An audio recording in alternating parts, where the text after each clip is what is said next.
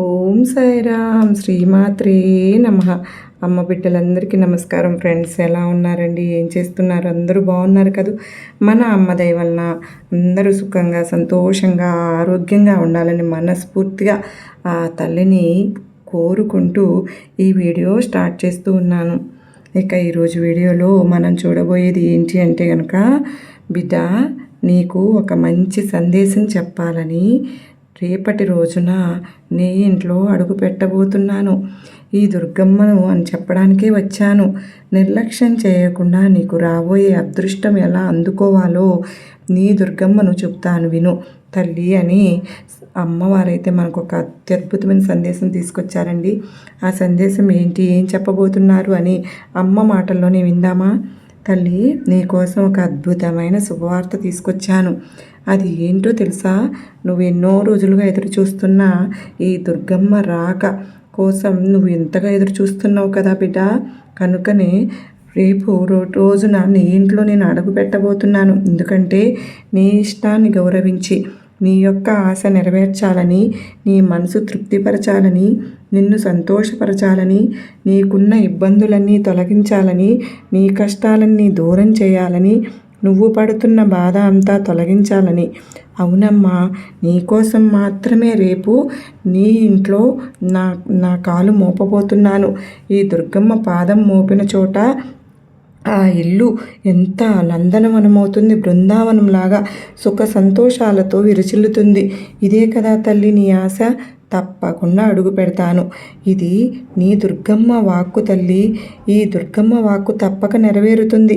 రేపు ఎప్పుడు వస్తుందా, ఎప్పుడు దర్శిద్దామా, చక్కగా పూజ చేసుకుందామని నువ్వు ఆరాటపడుతున్న నా ప్రియమైన బిడ్డవు, నా ప్రియమైన భక్తునివి నువ్వు. కనుకనే నీకోసం రేపు నీ ఇంట్లో నా కాలు మోపబోతున్నాను. నీకు శుభవార్త అందించబోతున్నాను. నువ్వు పడుతున్న ఇబ్బందులను దూరం చేస్తున్నాను. నువ్వు ఎన్నో రోజులుగా ఎదురు చూస్తున్న కోరికను తీర్చబోతున్నాను. తల్లి, నువ్వు ఇవన్నీ నీకు జరగాలి అంటే నువ్వు నీ దుర్గమ్మ చెప్పినట్లు కూడా తప్పకుండా వినాల్సి ఉంటుంది. చెడు గుణాలను అసలు మాట్లాడవద్దు. చెడు మాటలను అసలు తలవనే వద్దు. సమయాన్ని వృధా చేయవద్దు. నీకు ఏమాత్రము కూడా సమయం దొరికినా ఏదో ఒకటి చేయాలనే తపన అనేది నువ్వు పెంచుకోవాలి. బిడ్డ, నువ్వు మనశ్శాంతిగా బ్రతకాలి అంటే ఏది ఎక్కువగా తెలుసుకోకూడదు. ఇప్పుడు నీకు ఏం కావాలి, ఏం చేయాలి, ఎంతవరకు ఆలోచించావనుకో మనశ్శాంతిగా ఉంటుంది. కానీ నువ్వు చేస్తున్న తప్పు ఏంటి? ఎక్కువగా ఆలోచిస్తున్నావు, ఎక్కువగా ఆరాటపడుతున్నావు, ఆవేశపడుతున్నావు, కోప్పడుతున్నావు. ఇవన్నీ కూడా నీకు నష్టాన్ని చేకూరుస్తాయి. కనుకనే నీ ఆవేశం వల్లే నీకు రావలసిన అవకాశాలు దూరం అవుతున్నాయి.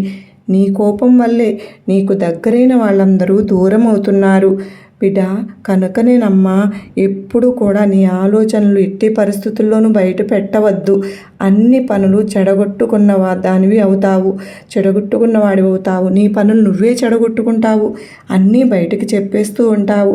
మనసులోని మాట బయటకు కక్కేస్తూ ఉంటావు. అది నీ సహజ గుణమే. కానీ అది ఇతరులకు అపార్థంగా కూడా తీసుకునే ప్రమాదం ఉంది. నీ మనసులోని మాట ఇతరులు కోపంగా, వాళ్ళు బాధగా కూడా తీసుకునే ఒక అవకాశం ఉంది. కనుక ఆలోచించి మాట్లాడు. ప్రపంచంలో అందరూ వారి వారి లాభాన్ని చూసుకుంటారు, స్వార్థాన్ని చూసుకుంటారు. ఎప్పటి వరకు నీ నుండి జనానికి లాభం ఉంటుందో అప్పటి వరకు నీకు విలువ ఉంటుంది. నీ వల్ల ఏ ఉపయోగము లేదు అంటే నీతో ఎవ్వరు కూడా దూరంగా ఉండిపోతారు. నీతో ఎవ్వరూ దగ్గర కారు. కనుకనే నీ విలువ ప్రతి క్షణం పెంచుకోవడానికి ప్రయత్నించు. ఎప్పుడు కూడా నీ యొక్క విలువ పెరిగే మాటలే మాట్లాడు. నీ మీద నీకుండే నమ్మకం శత్రువుని భయపెడుతుంది. నీ మీద నీకుండే అపనమ్మకం శత్రువు బలాన్ని పెంచుతుంది. కనుక నీ బలాన్ని తగ్గేలా అస్సలు చూసుకోవద్దు. నీ బలం పెరిగేలాగా చూసుకో. శత్రువులు నీ బలాన్ని అంచనా వేయలేని విధంగా నువ్వు నడుచుకోవాలి. నువ్వు అన్నీ బయటికి చెప్పేస్తూ నీ ఆలోచన విధానం బయటికి కక్కేస్తూ ఉంటే శత్రువులు అప్రమత్తంగా ఉంటారు కదా. నీ యొక్క పోటీదారులు కూడా అప్రమత్తంగా ఉంటారు. నీలోని బలాన్ని, బలహీనతలను తెలుసుకుని వాళ్ళు ముందంజలో వేయాలని ఆలోచిస్తారు. అది నీ ఎదుగుదల దెబ్బతింటుంది తల్లి. కనుకనే ఎక్కడ ఏం మాట్లాడాలి, ఎప్పుడు ఏం చేయాలి అని తెలుసుకోవాలి. నువ్వు నిజాయితీ పరురాలివమ్మా, నిజాయితీగా ఉంటావు, ధర్మాన్ని ఆచరిస్తావు, చాలా మంచి విషయం అమ్మా అది. కానీ నిజాయితీగా ఉండడం కూడా మంచిది కాదేమో ఒక్కొక్కసారి. ఎందుకంటే చెట్టు కొట్టడానికి వెళ్ళేవాడు ముందు నరికేది చక్కగా నిటారుగా ఉన్న కొమ్మనే. కనుక నిజాయితీగా ఉండేవారి మీదే నిందలు మోపుతూ ఉంటారు, నిజాయితీగా ఉండేవారి మీదే మోసం చేస్తూ ఉంటారు, నిజాయితీగా ఉండేవారిని నా మాటలు అంటారు. కానీ ఎప్పుడూ కూడా ఆ నిజాయితీని వదలవద్దు అనే వాళ్ళు అనని నువ్వు నమ్మిన ఆ నిజం నిన్ను కలకాలం కాపాడుతుందని గుర్తుంచుకో. ఇక ముఖ్యమైన ఒక మాట చెప్పనా తల్లి, నీ బాధలను ఎవరితోనూ చెప్పుకోవద్దు. ఎవరితో అయినా చెప్పుకుంటే ఓదారుస్తారని అనుకోవద్దు. చాలామంది తమ బాధలను ఎవరికో ఒకరికి చెప్పుకుని ఓదార్పు పొందాలని అనుకుంటూ ఉంటారు. ఆ తప్పు మాత్రం నువ్వు అసలు చేయవద్దమ్మా. అయితే తమ బాధలను ఎవరికి చెప్పుకోవాలి అనే ఒక ఆలోచన నీకు వచ్చి ఉంటుంది. ఎవరికీ చెప్పుకోవాల్సిన అవసరం లేదు తల్లి. నీ బంధువుగా భావించి నీ దుస్థితి ఎవరికైతే చెప్పుకుంటావో రేపు నీ మధ్య బంధుత్వం చెడిపోయినప్పుడు వారు నిన్ను అవహేళన చేసే అవకాశం ఉంటుంది, నిన్ను తక్కువ చేసి చూసే అవకాశం ఉంటుంది. నిన్ను ఆ యొక్క మాటతో, నీ యొక్క బలహీనతతో, నువ్వు పడ్డ బాధతో, నువ్వు వాళ్ళ దగ్గర చెప్పుకున్న బాధనే దెప్పి పొడిచి నిన్ను ఎంతగానో కృంగదీస్తారు, మనసుని గాయపరుస్తారు, నీ ప్రశాంతతను పోగొడతారు. ఈ అవకాశం నీకై నువ్వు వాళ్ళకి ఎందుకు ఇస్తావు? ఇవ్వవద్దు బిడ్డ. కాస్త ఓర్పు సహనంతో ఉండు. జీవితం చాలా పాఠాలు నేర్పిస్తుంది. ఓర్పు ఓటమిని అసలు ఎరగదు. సహనంతో సాధ్యం కానిదే ఏదీ కూడా లేదు. నీ దుర్గమ్మ ఎప్పుడూ చెప్పే నినాదాలు ఈ రెండే కదా, ఓర్పు, సహనంగా ఉండు అని. చాలా రెండు బలాలు లాంటివి నీకు. అవి ఈ రెండు ఉన్నన్నాళ్ళు జీవితంలో ఎప్పటికీ కూడా ఓడిపోవు. ఇదే కదా నిజమైన జీవిత సత్యం తల్లి. ఈ జీవిత సత్యాన్ని ఎప్పుడూ వదులుకోవద్దు, ఎప్పుడూ మరచిపోవద్దు. బలం ఉండి లాభం లేదమ్మా, తెలివి దానికి తోడు కావాలి. తెలివి లేక బలం ఉంటే ఏం ప్రయోజనం చేయలేదు. అలాగే తెలివి ఉండి బలం లేకపోతే ఏం ప్రయోజనం లేదు. ఈ రెండే జాగ్రత్తగా పాటిస్తేనే గెలుపు అనేది ఉంటుంది. బిడ్డ, నువ్వు ఏ పనైనా సరే ఆరంభించేటప్పుడు, ఏ పనైనా సరే స్టార్ట్ చేసేటప్పుడు ఒక 3 ప్రశ్నలు నీకు నువ్వే ప్రశ్నించుకో. ఆ తరువాత నువ్వు ఏ పనినైనా మొదలుపెట్టు. తల్లి, ఇది ఒక వ్యాపారమా, ఒక ఉద్యోగమా, ఏదైనా సరే, ఒక పని కావచ్చు, ఏదైనా ఒక మంచి శుభకార్య వివరణ అయినా కావచ్చు. మొదలు పెట్టే ముందు ఈ పని ఎందుకు చేస్తున్నాం, దీనివల్ల ఫలితం ఏంటి, ఇందులో నేను విజయం సాధించగలనా, ఈ 3 ప్రశ్నలు అనేవి నీకు నువ్వు వేసుకుని అడుగు పెట్టావు అనుకో. ఎలా చేయాలి, ఎలా గెలవాలి, ఎలా విజయం సాధించాలి అని నీకే అర్థమవుతుంది. అప్పుడు గెలుపు చాలా సులభమవుతుంది. ఇక నీ కోరిక తీరాలి అని చెప్పి ఈ దుర్గమ్మ దగ్గర సంకల్పం చేసుకో.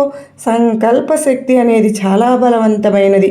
అది సాక్షాత్తు భగవంతుని స్వరూపం. అందుకే ఆత్మ సంకల్పాన్ని మించిన ఆయుధం లేదు. నీ మనసులో నువ్వు గట్టిగా ఒక విషయాన్ని అనుకుంటే అది చాలా బలంగా నీ మనసులో నాటుకుని అది చేయాలి అన్న తపన, నిగ్రహం అన్నీ కూడా నీకు వస్తాయి.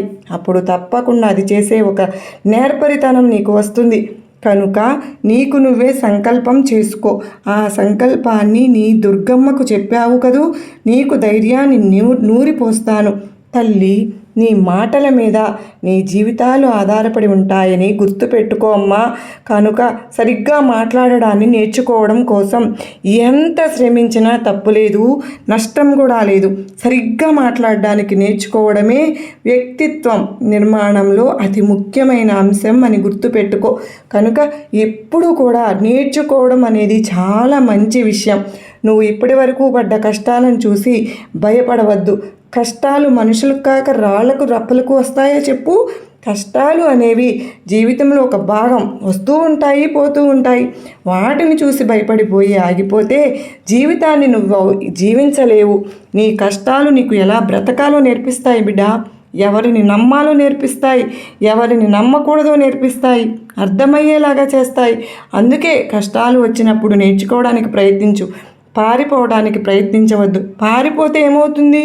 అప్పటికీ నువ్వు ఆ భయాన్ని తప్పించుకుని ఆ కష్టాన్ని తప్పించుకున్నావు అన్న భ్రమలో ఉంటావు. కానీ దానివల్ల ఎటువంటి ఉపయోగము ఉండదు. నీకని ఒక ధైర్యం లేకుండా బతకవద్దు.